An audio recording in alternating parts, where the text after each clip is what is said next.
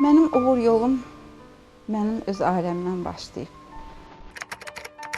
İsmailova Nailə İskəndər qızı. Doğum tarixi 20 noyabr 1962-ci il. Doğum yeri Mingəçevir. Fəaliyyəti humanitar və sosial sahə.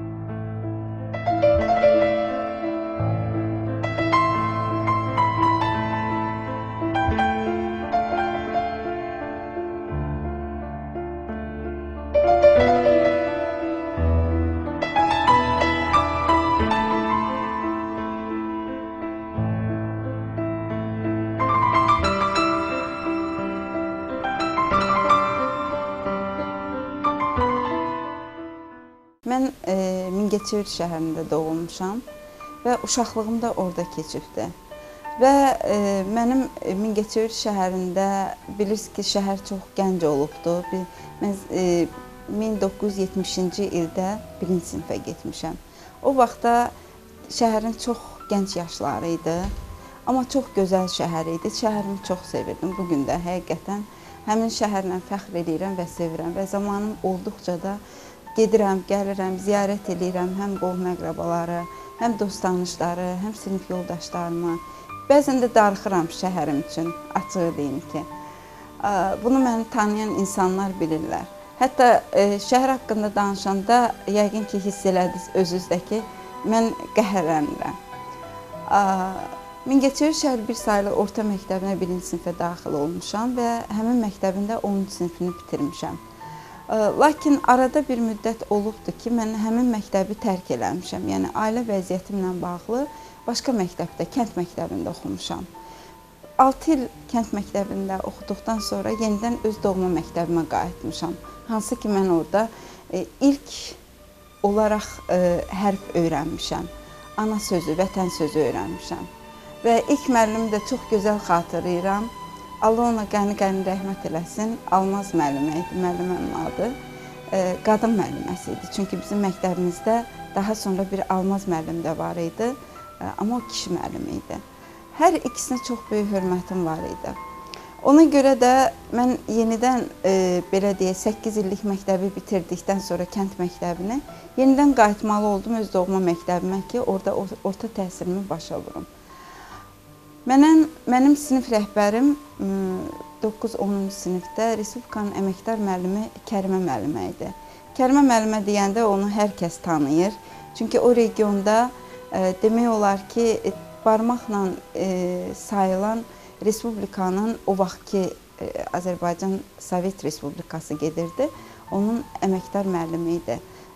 Və sinif rəhbərim bizə onu da çox gözəl xatırlayıram. Digər müəllimlərimi də biz keçən günlərdə də müəllim gününü yola saldıq, Dünya Müəllimlər gününü və bu arada elə fürsətdən istifadə edib həm mənə dərs deyən müəllimlərimizi, hazırda dünyadan köçənlər də var, yaşayanlar da var, dünyadan köçənlərinə Allah rəhmət eləsin.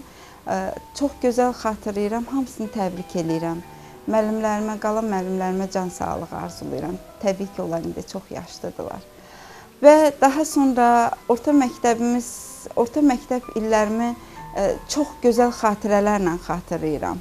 Çünki mənim orta məktəb illərim həyatımın ən gözəl, ən xatirələrlə, gözəl xatirələrlə dolu çağlarıdır.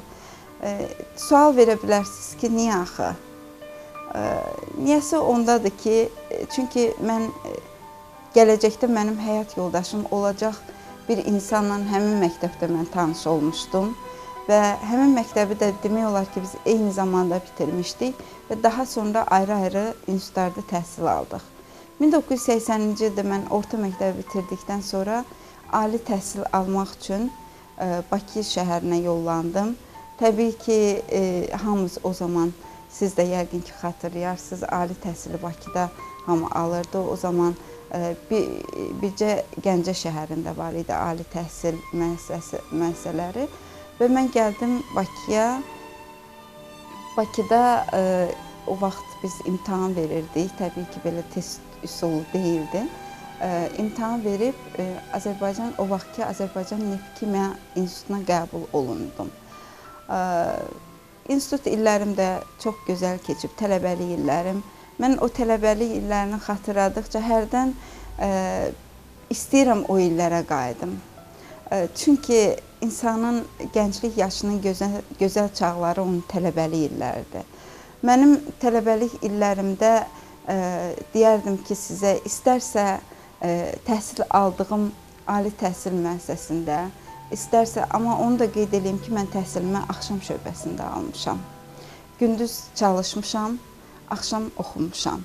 Bir gənc qız üçün, 17 yaşında, 18 yaşında gənc qız üçün Bakıya gəlib həm işləmək, gündüz, axşam çalışmaq nə qədər çətin olduğunu bu halları keçirən, bu vəziyyətdə olan insanlar anlaya bilər.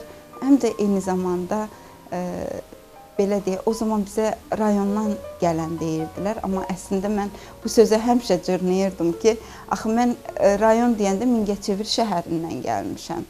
Şəhərim mənə çox doğmaydı. Mən onu böyük şəhər kimi görürdüm. Mənim üçün böyük şəhər idi. Və bəlkə də elə mənim uğurum elə oradan başladı. İlk uğurlarım ali təhsil aldığım o təhsil müəssisəsindən başladı. Neft-Kimya İnstitutundan başladı. Mən çox məqsədli insanım həyatda. Bugün də məqsədim var. Amma bəzən məqsədlərimi mən açıqlamağı sevmirəm. Çünki açıqlayınca insanlar bəlkə ola bilər ki, kimsə bizi anlaya bilər, kimsə anlaya bilməz. Amma o insan hansısa bir məqsədi özünə seçəndə, hədəfi seçəndə, ona doğru gedəndə o uğurlar özü bir-birinin arxasınca gəlir. Çünki məqsəd var qarşıda. Düzdür, onun keşməkeşli yolları da olur, hamar da olur, dərə təpəsi də olur. Amma bu yolları aşmaq üçün insanda bir əzm, iradə lazımdır. Mən də o iradəni, əzmi özümdə həmişə həm axtarmışam, həm də görmüşəm. Görməyəndə axtarmağa çalışmışam. Olanda çalışmışam ki, onu biraz da möhkəmləndirim özümdə. Biraz əvvəl qeyd elədim ki, mən Azərbaycan Neft-Kimya İnstitutunu bitirmişəm. Baxmayaraq ki, daha doğrusu onu da qeyd edeyim ki, mən həmin institutun mühəndis energetika fakültəsini bitirmişəm. Bu da səbəbsiz deyil. Soruşa bilərsiniz ki, axı qız uşağı, bəs niyə energetika sahəsini seçmirsən? Bunun ən sadə, bəsit cavabını verim ki, siz bilirsiniz ki, Mingəçevir işıq şəhəridir, nur şəhəridir. Mən də o şəhərdən olduğum üçün təbii ki, birinci növbədə bunu düşündüm. Energetika fakültəsinə qəbul olundum və oranı bitirdim. Və daha sonra elə oxuduğum müddətdə də həmin sahə üzrə işləməyə başladım. Burada müəssisələrdən birində, neft müəssisələrindən birində öz sahəmlə bağlı. Çünki bizdə bilirsiniz ki, axşam şöbəsində oxuyanlara mütləq ixtisas üzrə işləmək lazım idi. Mən də o sahə üzrə başladım işləməyə. Və daha sonra mən institutu bitirdikdən sonra təbii ki, mənim ailə həyatım olmalıdır. Təbii ki, mən gələcəyimi qurmalıyam. Ona görə də mən institutu bitirəndən sonra mən təbii ki, ailə vəziyyətimlə bağlı yenidən Mingəçevir şəhərinə getməli oldum. Yəni, öz şəhərimə qayıtdım. Və öz şəhərimdə mən yenə də müəssisələrdən birində, hazırda düzdür, Mingəçevirdə o müəssisələr, belə deyək ki, tam gücü ilə işləmirlər, işləyə bilmirlər daha doğrusu. Mən həmin müəssisələrdən birində mühəndis energetik kimi çalışdım və 1900 bu davam elədi 1994-cü ilə qədər. Yəni 1986-cı ildən 1994-cü ildən mən istehsalat müəssisəsində öz ixtisasım üzrə mühəndis kimi çalışdım. Yəni soruşa bilərsiniz ki, çünki mən sonrakı dövrdə tamamilə yəni qeyri-hökumət təşkilatında başqa bir işdə çalışdım. Onu da söhbətimin davamında eləyəcəm sizinlə. Mingəçevir şəhərində mən 94-cü ildə artıq bilirsiniz ki, mən bunu təəssüf hissi ilə deyim, yoxsa hansı hisslərlə deyim, mən bunu dilimə gətirə bilmirəm. Bilirsiniz ki, 88-ci ildən, 1988-ci ildən başlayaraq ölkədə artıq ictimai-siyasi həyat dəyişmişdi. 90-cı ildə yanvar qırğını baş verdi. Təbii ki, bu Azərbaycanın bütün bölgələrinə təsir etmişdi. Hətta kəndlərinə, qəsəbələrinə nə qədər təsir etmişdi, bunu efir izləyən mənim yaşımda olan və yaxud aşağı-yuxarı məndən böyük, kiçik insanlar bunu bilirlər. Və o zaman artıq istehsalat müəssisələrində də bir xaos yaranmışdı demək olar ki. İnsanlar sanki yollarını çaşmışdılar. İnsanlar sanki işləmək qabiliyyətlərini bilmirdilər ki, necə işləsinlər, necə çalışsınlar, necə ölkənin müstəqilliyi uğrunda mübarizə aparsınlar və artıq birinci Qarabağ məsələsi var idi. O zamanları inanın ki, bax bu gün də danışanda həyəcansız danışa bilmirəm. Sanki bədənimin bütün qanı donur. Özümdən asılı deyil bu, təbii ki. 1987-ci ildə mən ailə qurdum və 88-ci ildə ilk evladım dünyaya gəldi, qız evladım və 90-cı ildə ikinci evladım dünyaya gəldi. Həmin ərəfədə də qeyd elədiyim kimi hadisələr artıq öz nizamını itirmişdi demək olar ki və 90-cı ildə 20 yanvar hadisələrindən sonra mənim öz ailə həyatımda faciə baş verdi. Və bu faciə demək olar ki, sanki ölkənin faciəsi ilə mənim şəxsi həyatımın faciəsi üst-üstə düşmüşdü. İnsan sanki çaşqın vəziyyətdə qalır. Vətənin üçün ağlayasan, ya özün üçün ağlayasan. Sözün doğrusu, hərdən özüm üçün ağlamağa utanırdım.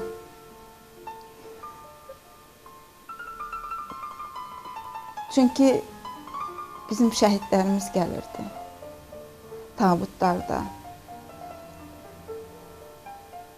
Öz faciəmi xalqın faciəsinə qatdım. Dedim ki, əgər gənc qadınlar, gənc oğullarımız şəhid olub, onların gənc həyat yoldaşları başsız qalırsa, mən də onlardan biri. Ona görə mən də təbii ki, iki evlad anası olaraq həyatımı davam elətdirməliydim və etdirdim də.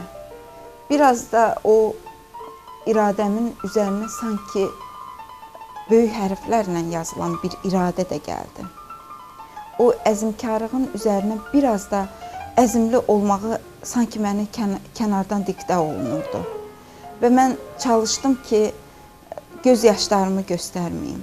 Hansı məclisə gedirdim, bəzən görürsünüz ki, insanlar öz şəxsi həyatını önə gətirir, onun haqqında daha çox danışmaq istəyirdi. Amma mən şəxsi həyatımı unutmuşdum. Mən daha çox xalqın dərdindən, sərindən danışmaq və eşitmək istəyirdim. Fikirləşirdim ki, mən nə edə bilərəm bu ölkə üçün ki, mənim də bir xeyrim dəyə bilsin.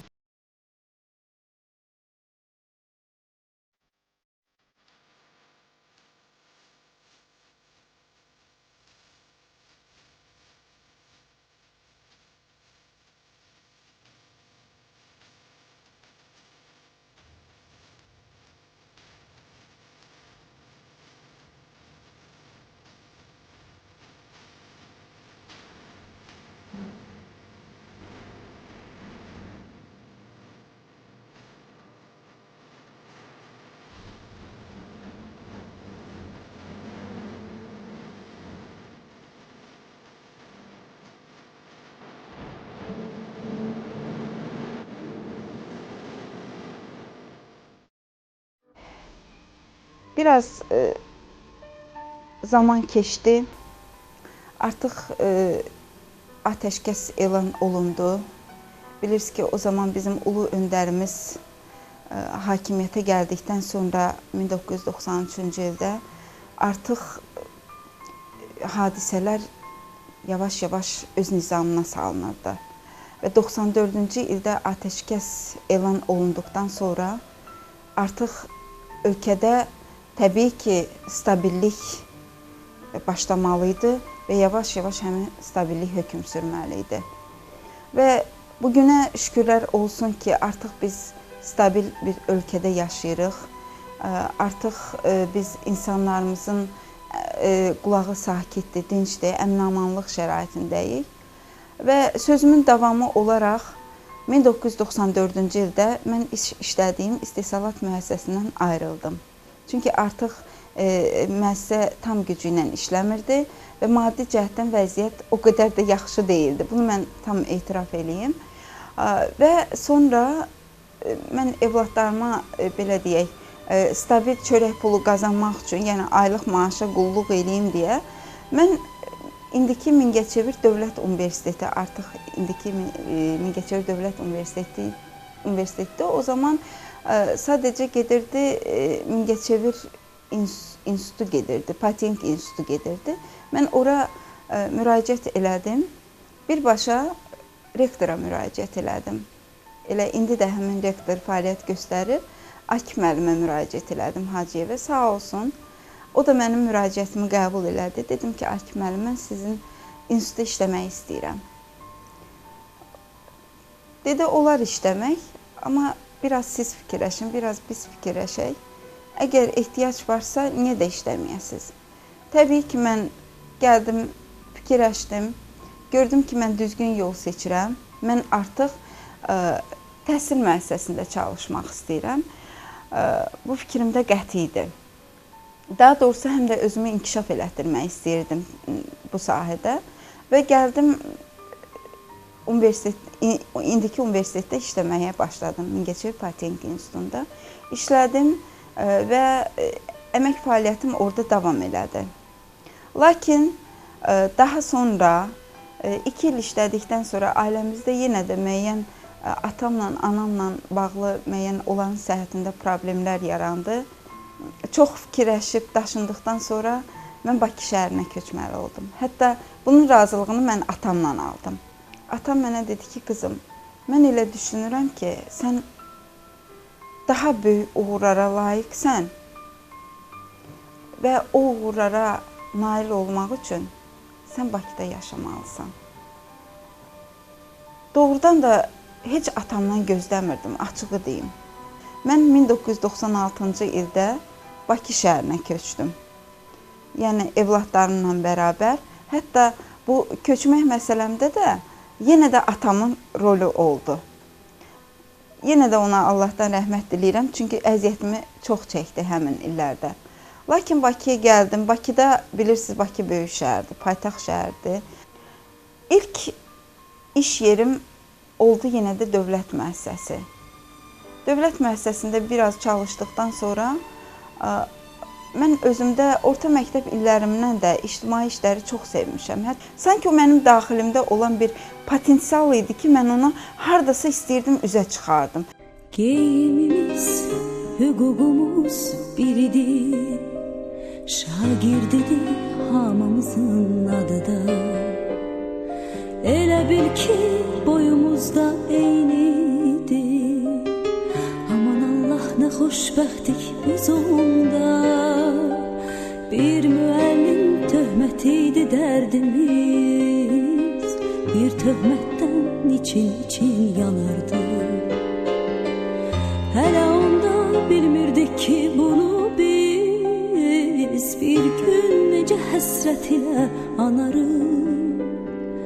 Dünya hələ bizim üçün nağıldı. Min arzular alışırdıq, yanırdıq. Özümüzü biz hamıdan ağır, özümüzü nə bəxtəvər sanırdıq. Məktəb illəri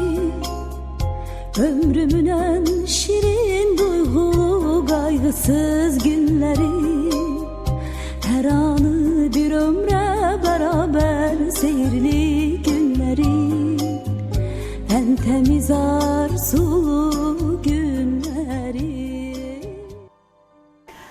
Daha sonra mən bilirsiniz ki, Azərbaycan öz müstəqilliyini qazandıqdan sonra bilirsiniz ki, insanların ictimai fəaliyyəti üçün sanki bir meydan yarandı. Və bəzi insanlar o ictimai meydana atılıb özlərini göstərməyə başladılar, çalışdılar göstərsinlər. Mən də 1996-cı ildə Bakıya köçdükdən sonra 1998-ci ildə mən ictimai fəaliyyətə başladım. İctimai fəaliyyətim ilk öncə şəhid ailələri ilə oldu. Yəni onların, belə deyək, onlara həm maddi, həm mənəvi dəstək göstərmək üçün bir təşkilata üzv oldum. Daha sonra onlar mənim ictimai fəallığımı gördülər, həmin təşkilat rəhbəri daha doğrusu. Məni bir Bakı şəhərində rayonlardan birinə sədr olaraq, yəni iclasın qərarı ilə protokollaşdırıb məni sədr göndərdilər və mən şəhid ailələri ilə, qaçqın köçkünlərlə başladım işləməyə. 99-cu ildə fəaliyyətim davam etdi. 2003-cü ilə qədər mən bir neçə təşkilatda, ictimai təşkilatda fəaliyyət göstərdim. Və 2003-cü ildə artıq hazırda fəaliyyət göstərdiyim, rəhbəri olduğum təşkilatın təsisçisi oldum. Artıq biz öz təşkilatımızı, belə deyək, təsis eləyərkən Yeni Həyat Humanitar və Sosial Dayaq İctimai Birliyi təşkilatımıza həm də əvvəlki ictimai fəaliyyətimlə bağlı olan insanlar ki, tanış olmuşdum, onlar bu təşkilata gəldilər, üzv olmağa çalışdılar. Təbii ki, biz onları məmnuniyyətlə qəbul etdik. Hal-hazırda biz onlarla bir yerdəyik, bərabərik, fəaliyyətimizi davam etdiririk. Təşkilatımızın fəaliyyəti adından da məlum olduğu kimi Humanitar və Sosial Dayaq İctimai Birliyidir. Əvvəllər daha çox humanitar fəaliyyətə daha çox üstünlük verirdiksə, bu da ölkəmizin, belə deyək, sosial-iqtisadi durumuna bağlı idi. Artıq siz bilirsiniz ki, biz neft ölkəsiyik və şükür Allaha ki, artıq iqtisadiyyatımız uğurla inkişaf eləyir, ölkəmiz çiçəklənir və biz insanların sosial problemləri ilə bağlı məşğul olmağa başladıq. Və bugünkü fəaliyyətimizin əsas hissəsini, deyək ki, sosial məsələlər, belə deyək ki, yəni fəaliyyətimiz sosial məsələlərlə bağlıdır.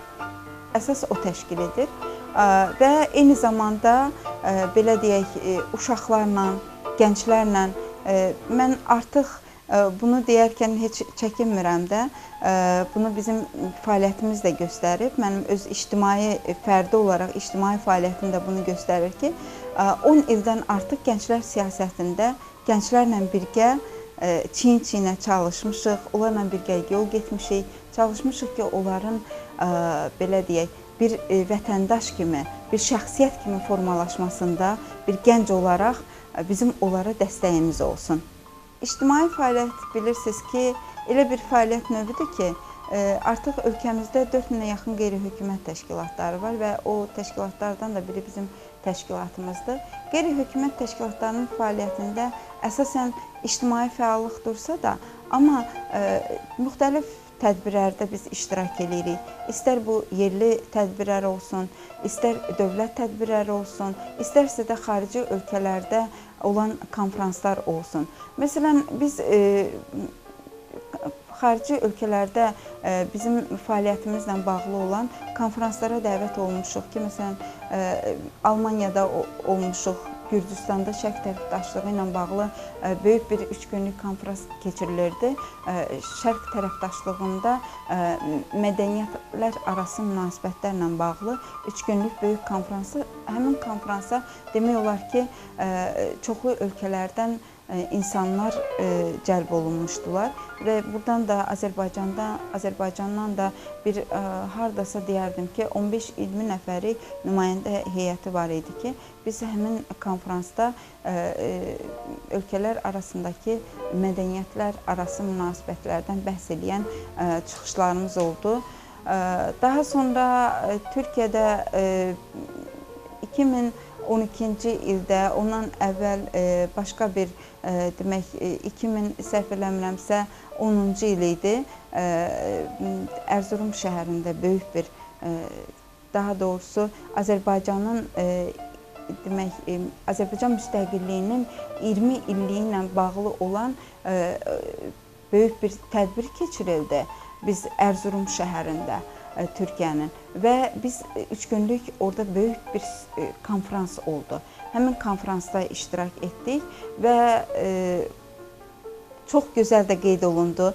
Mən inanmırdım ki, elə bilirdim ki, təkcə biz özümüz qeyd edirik Azərbaycanın müstəqilliyi ilə bağlı bizim böyük tədbirlərimiz, dövlət tədbirlərimiz olur, digər tədbirlər olur. Amma Türkiyədə bu tədbir o qədər yüksək səviyyədə təşkil olunmuşdu ki, çünki onun həm rəsmi, həm bədii hissəsi olmuşdu. Eyni zamanda bu yaxınlarda, səhv eləmirəmsə, 2014-15-ci ildə biz Türkiyədə 49 ölkənin iştirak etdiyi Türk dünyası ilə bağlı olan sivil toplum quruluşlarının, yəni qeyri-hökumət təşkilatlarından ibarət olan böyük bir simpozium idi o. İnsanlar 200 demək, qeyri-hökumət təşkilatından insanlar iştirak edirdi 49 ölkədən. Azərbaycandan da bir xeyli qeyri-hökumət təşkilatları var idi. Eyni zamanda onlardan da biri biz idik ki, həmin simpoziumda iştirak elədik və müxtəlif panellər var idi. Müxtəlif, deyək ki, mədəniyyətlə bağlı, təhsillə bağlı, gənclər siyasətinlə bağlı olan panellər var idi. Mən də təhsillə bağlı olan paneldə iştirak elədim və çıxış elədim. Və çıxışım da demək olar ki, iştirakçılar tərəfindən olan qarşısındakı çıxışım düz məsuliyyətli çıxış idi. Çünki Azərbaycanın təhsili ilə bağlı, baxmayaraq ki, mən təhsil sahəsində çalışan insan deyiləm, vaxtilə çalışmışam, amma müəyyən şeylər var idi ki, biz onları öz təhsilimizlə bağlı uğurlarımızı orada qeyd eləməliydik və çox uğurlu da çıxış oldu. İnsanlar çox gözəl də qarşıladılar bu çıxışları. Uğur həmişə uğur hesab olunur, amma uğurun dəyərləndirmə məsələsi var ki, artıq bunu ətrafdan görənlər bunu hiss eləyirlər, görürlər və dəyərləndirirlər. Bayaq qeyd elədiyim kimi 10 ildən artıq gənclər siyasətində olmuşam.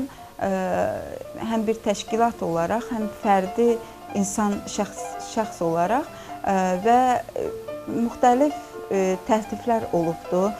Bunlar həm müxtəlif diplomlarla, eyni zamanda fəxri fərmanlarla.